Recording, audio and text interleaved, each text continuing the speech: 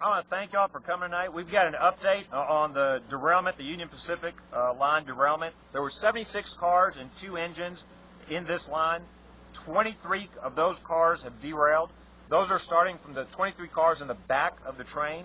I'm going to give you some information, the most up-to-date information that we've got right now. We'll get more information throughout the night. We'll have more information by midnight, for example. I do want to say this. First responders have done a great job. Obviously, everybody's first priority is the preservation of life, and then secondly, property. The good news is, to date, there have been no fatalities, no injuries, and again, I want to applaud the first responders. They've been working several hours in a row to continue to make sure that this is handled as safely as possible. Of the 23 cars that were derailed, 14 of those had regulated products. One of those, I'm going to work from the back of the train, one of those, one of the non-regulated cars is leaking. It's leaking lube oil. There is a second car that is leaking. It's got a Class 8 substance. Caustic soda butt line has been sheared off of this car. It is leaking right now. There is a third car that's got a Class 9 substance, a hazardous substance, dodecanol. It's a marine pollutant. Again, the air inlet on this line has also been sheared. It is leaking. The local responders, the state police and others are working on a vapor suppression system for that substance. The car that gives us the most concern, there's a car with vinyl chloride monomer that is damaged. The outer jacket has been removed. 6 feet of the outer jacket has been removed. That means there is stress on the inner tank. It is not leaking at this point in time, but there are a total of 2 of these cars with vinyl chloride monomer.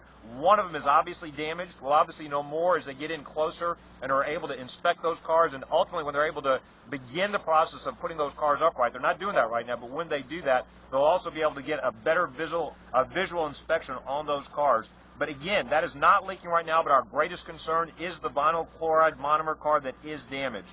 The Union Pacific contractors are, as we speaking, damming off this area. The next step would then be getting pressure gauges on those cars to assess the potential damage, especially on the VCM car where the outer jacket has been damaged. They want to get they want to get a pressure gauge on that inner tank. They do see a bulge on that inner tank, which is, again, a concern for us. As of this time, there's no concern from the air monitors.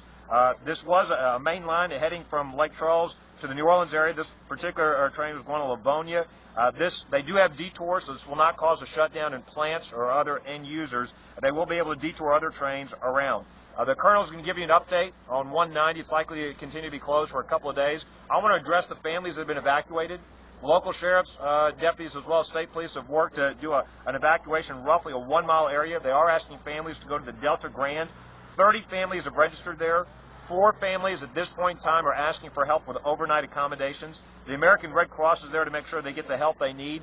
Union Pacific claims partners are in transit, should be there very soon. I have asked Union Pacific tonight to set up a phone number so that anybody that's been impacted by this can make contact with them, can file out a claim, can get their expenses covered. There were a total of about 101 homes that were evacuated in that 1-mile area.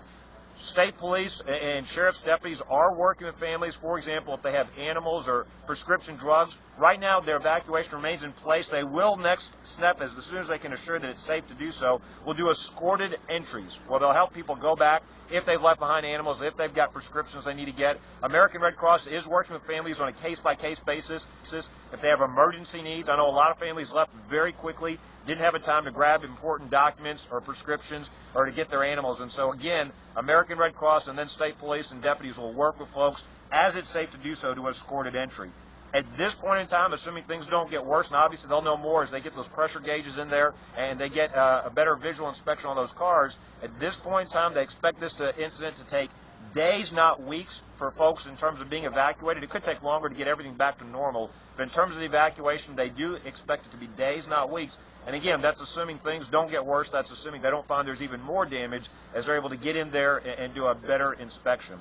I'm going to ask the colonel, and then we've got some folks. I'm going to ask the parish president. I'm going to ask a representative from Union Pacific to come up and give an update as well. We'll be happy to take questions. Again, I do want to praise state police and the sheriff's deputies and the other first responders. DEQ is on site. DOTD is on site. Several state agencies, local officials are working together. We want to praise the local and state first responders. Again, they've done a great job. Again, they're running towards danger, not away from it, going to this area where there are chemicals leaking, there are substances on the ground, and they're there to make sure that they can protect the community and protect people's lives first and then property second. they've done a great job, and again, I want to thank them. It's a very tough job, and they've been out there several hours now in the hot, humid weather, working hard to make sure that we're all safe. And so